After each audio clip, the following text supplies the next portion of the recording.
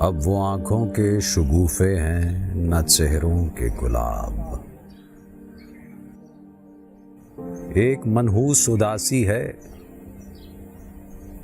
कि मिटती ही नहीं। इतनी बेरंग हैं अब रंग की खूगर आंखें, जैसे इस शहर तमन्ना से कोई रब्त न था, जैसे देखा था शराब। देख लेता हूं अगर कोई शनासा चेहरा, एक लम्हे को उसे देख के रुक जाता हूं।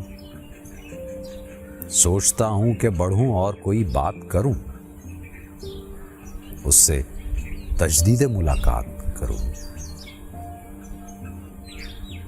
लेकिन उस शख्स की मानूस गुरेजा नजरें,